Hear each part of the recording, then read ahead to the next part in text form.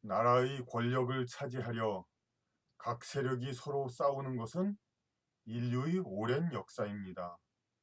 그런데 오늘날에는 선거제도가 있어서 국민이 일상생활에 지장을 받으면서까지 세력 투쟁에 참여할 필요는 없어야 정상입니다.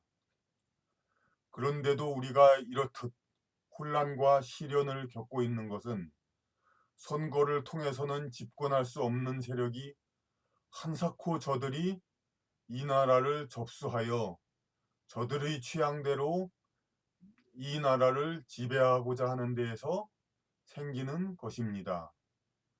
사회주의니 공산주의니 하는 것은 근면성실과는 거리가 있는 기질상 자유경쟁을 통한 신분개척이 어려운 저들 소수가 관행적으로 이 나라의 이권을 독점하려고 능력에 따른 자유경쟁을 봉쇄하려는 수단일 뿐입니다. 지피지기여야 백전백승입니다만 우리가 그들이 정체를 모르고 있을 동안에 그들은 저들과 우리들이 정체를 잘 알면서 이에 맞게 수십 년간 투쟁 노선을 정해 우리의 국가를 잠식해 왔습니다. 그들이 진보 좌파라고요? 진보 좌파가 기득권층이며 부유층인 민주노총과 전교조를 방어합니까? 강남 좌파는 또 뭡니까?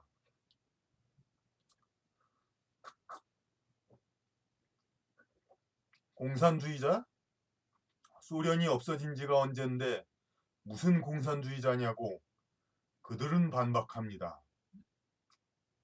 사회주의자라면 그들은 북구의 복지국가들을 예로 들며 우리가 그들을 닮아야 한다고들 합니다. 빨갱이라면은 요즘 세상에 빨갱이가 어디 있냐고 어느 유명인사도 말한 바 있지요. 빨갱이들이 집권하면 부유층의 재산을 빼서 빈곤층에게 나눠줄 것인데 왜 가진 자들이 조용히 있냐고 소리 높이는 애국운동가분들도 계십니다. 하지만 그들 무리의 부유층은 그런 걱정 안 합니다. 그들 무리에 속하는 한은 계속 부유할 것이기 때문입니다. 우리의 위기는 좌파니 우파니 하는 이념의 문제가 아닙니다. 우리 대한민국의 국민과 다른 정체성을 가진 세력이 그들의 뜻대로 이 나라를 바꾸고 있는 것입니다. 경제정책 문제는 우리 투쟁과제 중의 일부에 불과합니다. 우리 민족의 성향에 맞지 않는 각종 문화제도에 의한 지배는 어느 사이 우리 국민의 행복도를 떨어뜨리고 우리 국가의 동력을 약화하고 있는 것입니다. 6.25 때만 해도 우리는 그들을 오랑캐라 불렀습니다. 하지만 그들은 은근히 이 말을 우리나라에서 사라지게 했습니다. 그들의 특징은 여러 면에서 드러나고 있습니다. 그들은 우방인 미국, 일본과의 관계를 멀리하고 중국에 예속되고자 하고 있습니다. 본래 두만강 유역 등을 중심으로 중국의 치하에서 살던 소수민족이었으니 당연한 것입니다. 그리하여 그들은 어찌해서라도 우리 국민이 일본과 척을 지고 살도록 70여 년이 지난 지금까지도 일본을 향한 증오심을 부추기고 있습니다. 재벌 개혁이라는 것도 일제시대와의 연속성상에서 일어난 우리 자본 체계를 붕괴시키려는 목적뿐입니다. 그들은 중국과 가까이 하려고자 하나 저들의 기득권을 지키기 위해 한글만을 우리 국어로 하려 합니다. 김대중 때에는 그전까지 당당히 한자로 써있던 중국 내 대한민국 대사관의 문패를 한글로 바꾸고 노무현 때는 한글만을 국어로 하는 국어기본법을 못 박았고 열린우리당은 국회 명패를 한글로 했습니다. 세종의 여진족 병합 이전에는 우리 역사에 포함되지 않았던 그들이니 우리가 2000년 써왔던 한자는 그들의 입장에서는 우리 글이 아닌 것입니다. 그들이 통일시켜 보급하고자 하는 역사 교과서에서도 그들이 스스로 정체성을 알고 있음이 드러납니다. 그들은 우리의 중고대사를 대폭 축소하였습니다. 고구려와 발해 시대에는 하층 계급인 말갈족으로 있었고 고려 시대에도 국경 밖의 여진족으로 있었던 그들이니 우리의 중고대사는 그들의 역사가 아닙니다. 박근혜 정부의 교육정책에는 두 가지 중요한 것이 있었습니다. 하나는 역사교과서 국정화이고 하나는 초등학교 한자 교육입니다. 역사교과서 국정화에는 야당이 총력전으로 정치 이슈화한 바 있습니다. 그런데 이상하게도 초등학교 한자 교육은 일부 단체와 언론에만 맡기고 정치권은 이런 방구 한마디도 없었습니다. 이것은 초등학교 한자 교육이 여진 오랑캐에 뿌리를 두고 있는 그들로서는 치명적인 것이 되어 반대하고자 하나 국민 여론상으로 볼 때 도저히 정치적으로 불리하여 아무 말 못하고 냉가슴을 앓았던 것입니다. 그러다 결국 탄핵이라는 방법으로 이 정책의 중단을 도모한 것입니다. 지금 우리 국민 다수가 갸우뚱하고 있는 도로명 주소 강요 정책도 좌파 정권에서 비롯되었습니다. 이미 주소의 전산화로 길찾기에 전혀 불편이 없는데도 그들은 전통 한자 지명을 되도록 말살하려는 목적으로 강행하였던 것입니다. 배옥의 마른내길, 참빈내길. 여러분 발음이 편하십니까? 또한 조선시대 야인으로 벌판을 횃불 들고 오갔던 그들은 정주민 방식이라는 집원 주소에서 유목민 방식이라는 도로명 주소로 우리 문화를 바꾸어 그들의 세력 확장의 바탕을 삼고자 합니다. 이재명 시장의 성남 등에서 도로명 주소 홍보에 더욱 박차를 가하는 것도 우연이 아닌 것입니다. 노무현 정부 때는 우리 고유의 넓이 단위인 평수도 쓰지 못하게 하는 탄압이 있었습니다. 미터법을 안 쓰면 국제적으로 불이익이 된다고 우방 미국 등에서 압력이나 있었습니까? 미국도 미터법을 안 씁니다. 세제곱미터라는 긴 발음을 일상화하는 강요는 우리 민족의 언어 체계와는 이질적인 것입니다. 우리 국경 밖 벌판에 애착이 있던 그들이니 그들의 대표 주자인 문재인 씨가 중국 조선족에 깊은 동질감을 가진 나머지 1996년 11명의 대한민국 국민 등을 잔인하게 살해한 페스카마호의 조선족 살인마들에게 동정심을 가지고 극력 변호한 것은 우연이 아닙니다. 당시 중국과의 교류가 시작되자 국내 좌파 세력은 공산주의 국가 내의 동포인 조선족을 북한 사람을 만난 듯이 상당히 우호적으로 보았습니다. 중국 조선족은 자신들을 중국인으로 인식한다는 사실이 알려진 건 그 이후입니다. 나라 안의 이질 세력의 문제는 어느 나라건 있게 마련입니다. 우방 미국만 보아도 인종으로 드러나는 세력 문제가 있습니다. 그런데 상대적으로 소수이며 국가 문화의 비주류인 측은 전해들이 권익을 되도록 보장받으려는 방향으로 정치운동을 하지 전해들 스스로가 곧바로 나라의 주류가 되어서 국가 체제를 변화시키려는 시도까지는 하지 못합니다.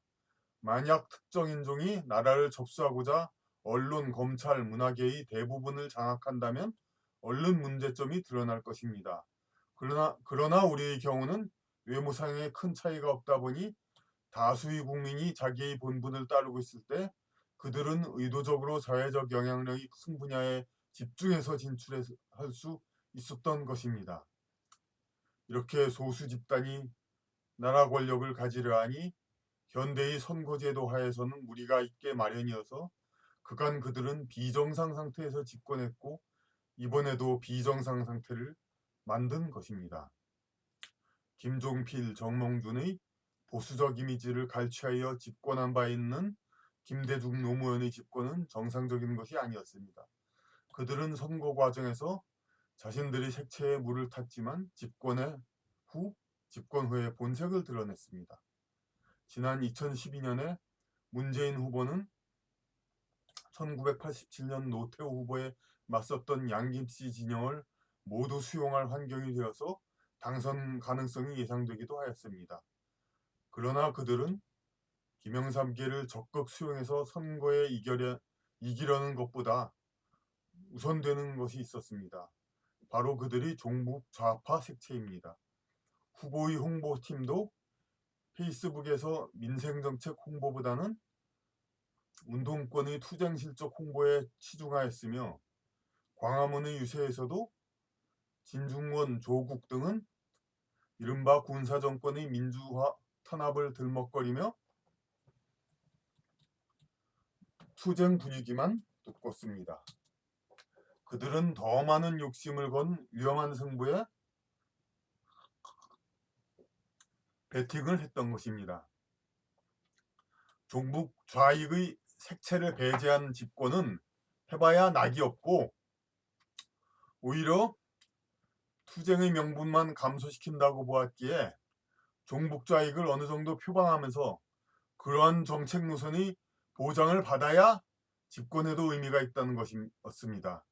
이러한 그들이 색채 드러내기가 적절한 도를 넘은 나머지 결국 국가의 방향에 위기를 느낀 중노년층 유권자의 높은 투표율로 박근혜 정권이 탄생했던 것입니다. 작년 총선 전에도 김종인 비대위 대표와 친노 주류와의 이른바 당 정체성 갈등이 있었습니다. 결국 김종인 대표가 복귀하여 선거를 마무리하여 국민은 경제민주화란 구호에 속아 더불어민주당을 제1당으로 만들었습니다. 당시 친노 세력의 당 정체성 찾기 우선 주장이 관철되어 김종인 대표가 사퇴했더라면 선거 결과는 달랐을 것입니다. 이를 모를 리 없었던 그들이 선거 전에 갈등 양상을 내보였던 것은 총선 후 세력 확장이 된 뒤에 저들이 색채대로 정책 노선을 갈 것을 보장하기를 요구한 쇼였던 것입니다. 그들에게 집권 후의 종북 좌익 색채 보장은 선거 승리보다 더 중요한 가치였기 때문에 그들은 선거 전에 철저히 숨기지를 않았던 것입니다.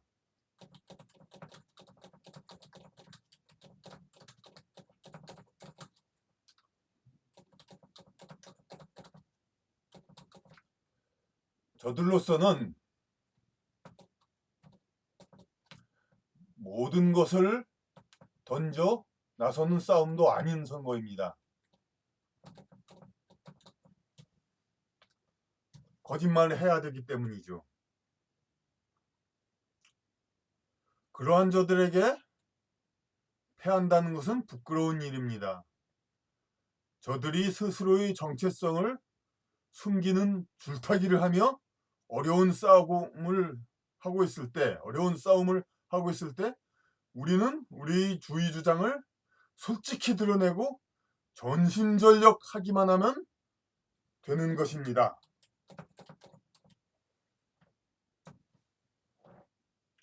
우리가 더민당에게 종북 좌익 색채를 분명히 드러내기를 요구하고 만약 그들이 구차한 변명으로 그 색채를 감추려 한다면 더욱 집요히 추궁하여 종북 좌익 세력을 정책 과정에서 배제할 것을 요구한다고 하여도 더민당 측은 그럴 수가 없을 것입니다. 만약 그리한다면 더민당과 종북 세력이 결별하게 될 것이지만 결국 더민당 지도부는 촛불 집회를 말리다 버려진 노무현 전 대통령처럼 비참한 최후를 맞게 될 것이니까요. 이번에는 정말로 국민이 속아서 그들 촛불 세력에게 속아서 더민당에게 투표하는 일은 없어야 할 것입니다. 그들 종북 좌익은 소수민족에 불과합니다. 우리는 단결만 하면 반드시 그들을 이길 수 있습니다. 5천년 한반도 문화를 꽃피워온 우리 한반도의 주류 민족이 더 이상 고려 말이나 일제시대처럼 이민족에게 지배받지 않겠다는 결연한 마음으로 우리는 이번 선거에 임해야 합니다. 이상입니다. 감사합니다.